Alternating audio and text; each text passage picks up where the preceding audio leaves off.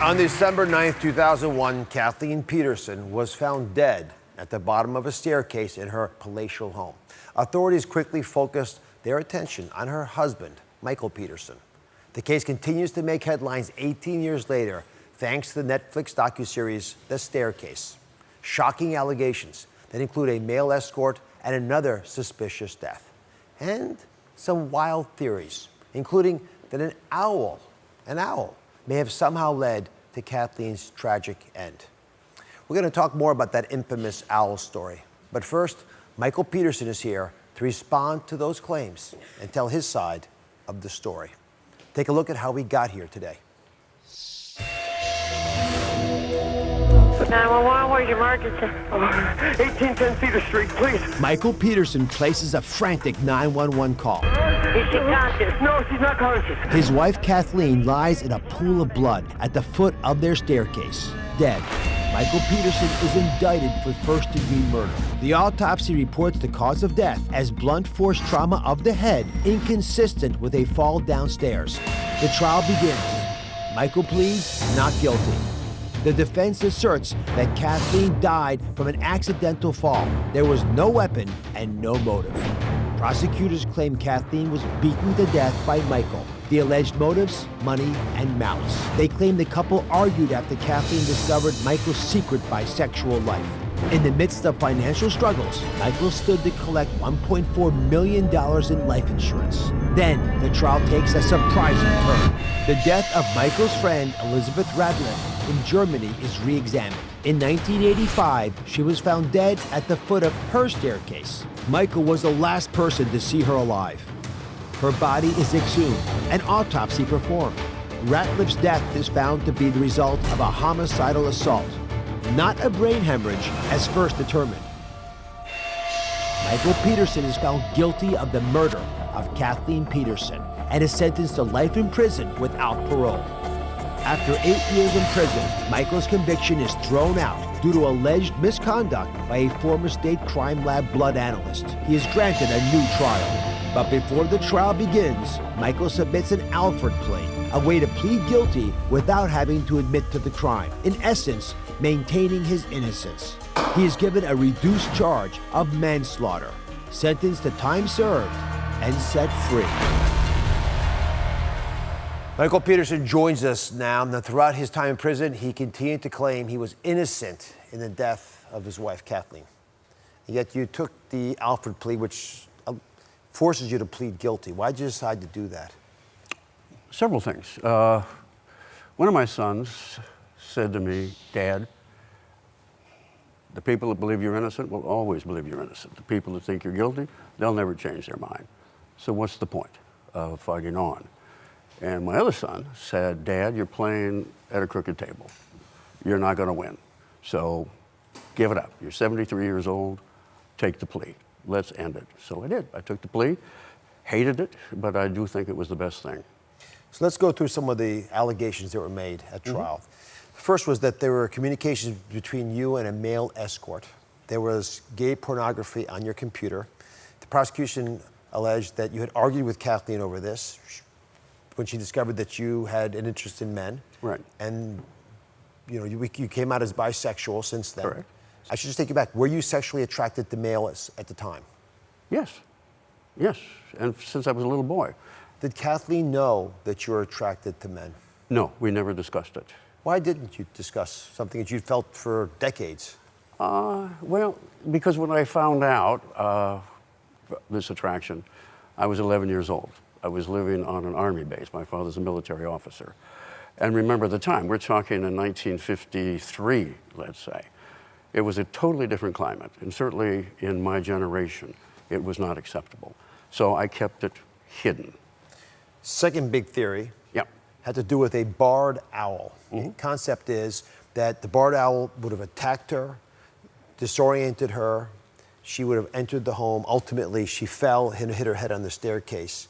It might explain some of the wounds in her head. What do you think about this barred owl theory? Well, the first time I heard it, I was in prison, as a matter of fact, and I didn't put any emphasis on it or credence. to it. We had owls in the yard. They were in the trees in the background. They used to not frighten, they used to outsmart our dogs all the time. The dogs would run out, look around, and then they'd scratch and go back in the house. As soon as they got back in the house, whoo, again, every day for a year. Do you believe that an owl may have attacked your wife? What made me believe that, not believe it, we'd say it's certainly plausible, is because I saw a photograph in a magazine. You can't show them anymore because of North Carolina law against autopsy. But it was Kathleen's shaved head with the lacerations, and superimposed over those lacerations were the talons of an owl. And I thought, oh my God. And then she had feathers found in the palm of her hand. And you think, well, okay. Did I see the owl do that? Do I absolutely believe an owl did that? No, I can't say anything. All I know for sure, it wasn't me. It could have been an intruder, it could have been a fall, it could have been an owl. So a very critical part of the case was the reality that in 1985, years earlier, you'd had a neighbor, Elizabeth Ratliff, who was found at the bottom of her stairwell with a head injury that had led to her demise. She had been in Germany when you guys were living there. The German authorities ruled Elizabeth died from a stroke caused by a cerebral hemorrhage. But during Michael's 2003 trial, her body was exhumed and a new autopsy was done in North Carolina that concluded she had died from a homicidal assault. This is a big deal. Oh, yeah. Did you kill Elizabeth Ratliff? Lord, no. She was our closest friend. She and her husband, George. George died in 1983. He died. Liz never got over that. She had two infants. She was 42 years old. And she had a medical condition called von Willebrand's disease, which is sort of like hemophilia, in which you bleed without really clotting until much later. She had a stroke. The German doctor, German police came and investigated. The American CID came and investigated. Why did the U.S. authorities think that she had been murdered when they redid her autopsy, exhumed her body? What happened was the medical examiner, the same one who did the autopsy on Kathleen, was the one that did that autopsy. And she said, oh, same thing. So it was just there. It was decided to be it didn't really it factored in as a publicity thing. It didn't factor into anything except in the jurors' minds. Yeah. And they, another one. Well, Elizabeth had two daughters. Correct. You adopted those daughters. I became guardians for them. Some have speculated that you must have had some romantic involvement with their mother, Elizabeth. I know. They've lived with that. We've all lived with that for so long. During the trial, it was so tricky what the prosecution did.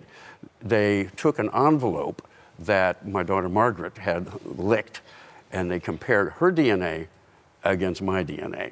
No match. Not possible that I was the father. But it has persisted for, 18 years now, that I was the father of Margaret and Martha, and I had a relationship with Liz. Absolutely not. What do you have to say to the many viewers who are saying two women, one your wife, one a very close friend, found dead, bottom of stairwells, similar appearances, similar autopsy results, according to one person. Too much couldn't be a coincidence. Well, I understand that. I mean, I do. In fact, many times I thought, my God, how did this happen? Except when you look at it more clearly, Liz died of a stroke and was found at the bottom of the stairs. Kathleen was found in the stairwell from, nobody knows yet, whether it was a fall, whether it was from the owl, whether it was an intruder, I don't know. Two entirely different cases. How do you believe your wife died? I may be one of the last to still believe she fell. Many believe that it was an intruder. Very possible. I don't know. All I know is I did not kill her. Well, if an intruder murdered your wife, getting them off the street would be valuable. Yes, it would. So throughout his legal battles, there's one woman who has stayed by Michael's side. It's his first wife, Patricia. She's here today, and she's revealing why she thinks Michael is innocent. That's next. We're back talking about the case against author Michael Peterson. In 2003, Peterson was sentenced to life in prison without parole after being convicted of murdering his second wife, Kathleen, at the bottom of a staircase in their home. That conviction was eventually thrown out, and in 2017, Michael pled guilty to voluntary manslaughter, using an Alford plea, which allows defendants to maintain their innocence while acknowledging prosecutors have enough evidence to convict. He was sentenced to time served, and he was set free. One woman stood by his side through it all. It was his first wife, Patricia. Michael and Patricia Peterson join me today. Thank you for coming. My pleasure. A pleasure to meet you as well, Dr. Oz. You've been married to a man that you stood next to. You were divorced how long ago? 1996. And through this all, you've been supportive of him. Were you, at the time that you heard about these allegations, 100% confident that your husband did not murder his second wife, Kathleen? I was indeed, and I shall always remain convinced that he would not ever have taken the life of Kathleen Vince Peterson. The allegations that the prosecution were making at the time involved several issues. One of them was the fact that your ex-husband was attracted to men. Were you surprised when you learned that Michael had an affinity for men? Had you sensed even a possibility of that when you were married? I did not, no. You were still married when Elizabeth fell down the stairs or had the stroke or was murdered? When her life ended. When her yes. life ended. Yes. Any thoughts of what happened in Germany in 1985? Certainly, yes. She and I were teaching, again, Department of Defense Education Germany, my privilege and hers. And I was essentially the second person on the scene. Also, I was there present the entire investigation. I was sitting essentially from here to perhaps the camera there when the German physician knelt down and inserted a needle into her back, approximately where I am pointing. Then he lifted it up into the light, and I saw the vial was perhaps this high, and I saw that it was rather a cloudy liquid. I can attest to that. And he did pronounce at the scene that the cause of death was cerebral hemorrhage. So Michael was raising 5 kids at the time of Kathleen's death, including Kathleen's daughter from a previous marriage. Her name is Caitlin. Now, she now believes he killed her mother. Michael and Caitlin are currently in a legal dispute over profits from his book, Behind the Staircase, and while in prison, he settled a wrongful death lawsuit with her for $25 million. What do you want to say to Caitlin? I loved her. I was there every day after school for her. We were a close family, Margaret, Martha, and Caitlin with Kathleen. We couldn't have been, they were sisters. Everything was fine. Today, I would still say, Caitlin, I love you. I understand it. What can I do to make it better for you? Patricia, can I come back to you with one more series of questions? Please. Did you ever find that Michael had a temper? Did you ever feel fear when you were with him, when you were married? I did not fear, no, I did not, Dr. Oz.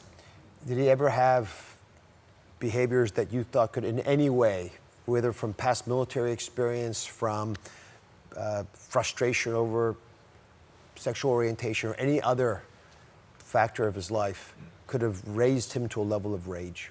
No, firmly no. Then and always. He would never have brought harm to Kathleen. They shared happiness, life, philosophy, intellect, love of their families, then later their collected, assembled families. He never would have taken her life. As well, there may have been several causes. You heard his opinion there.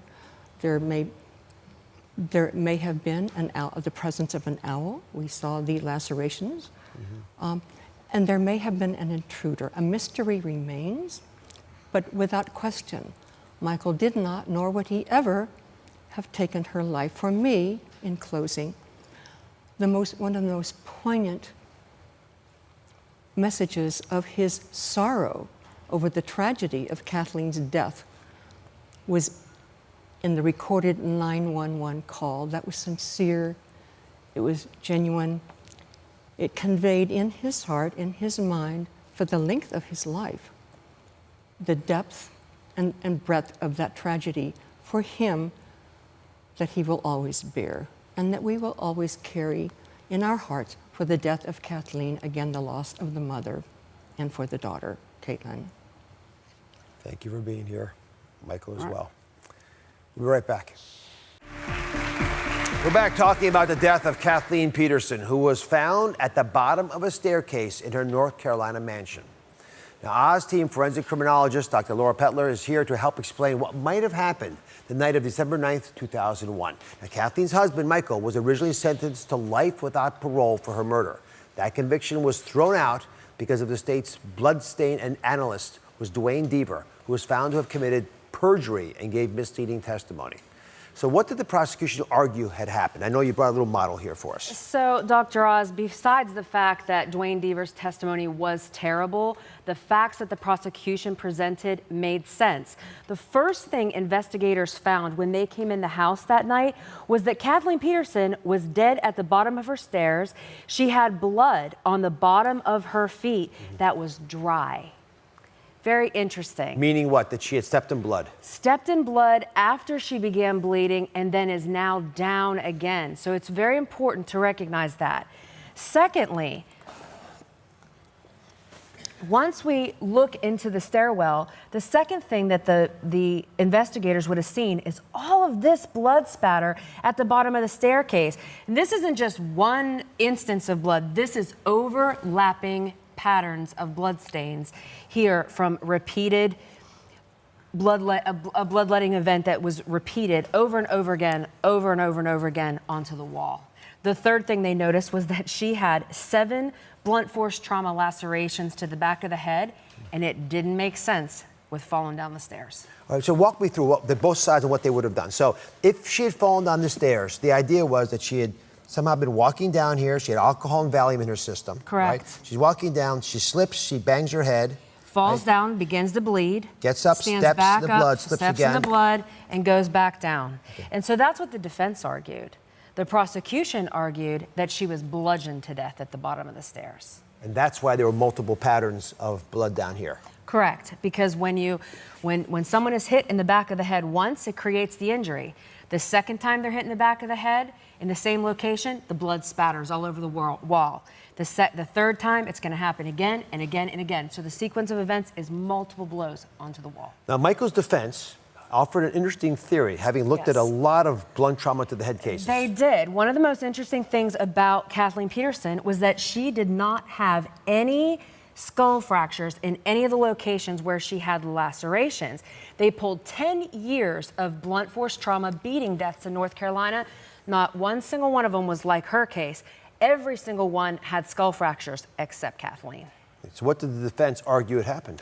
The defense stuck to just a very clean theory. They said that because she had the alcohol in her system, because she had the Valium in her system, she came in, she walked up the stairs, she fell down, walked in the blood, fell down multiple times, but they just kept it very clean. They offered no explanation for why she had 7 gaping lacerations to the back of her head. But there was a theory offered by a different lawyer, Larry Pollard, that a barred owl attacked Kathleen. And again, this is what a barred owl looks like.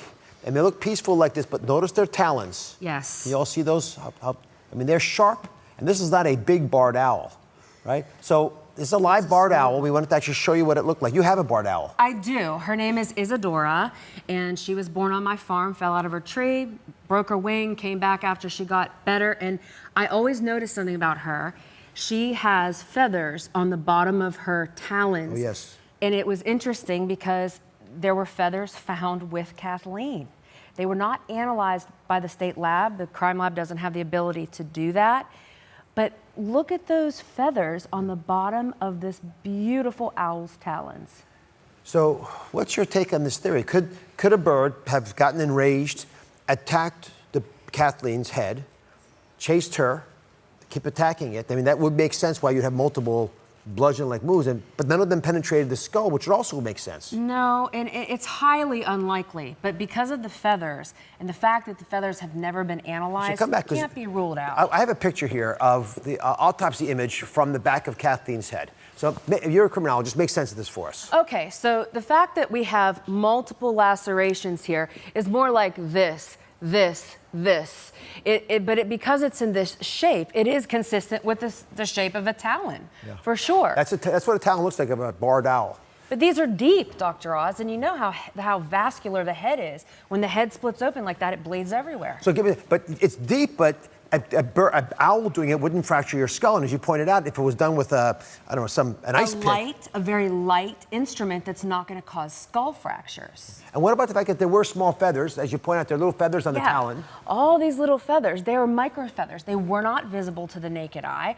And so this is from a barred owl. Yes, the talons. right. And so, these would have to be analyzed, and there's just no technology at the North Carolina State Crime Lab to do that. Well, why would she have feathers in her skull? It's very uncommon at a crime scene to find feathers in the hand of any victim.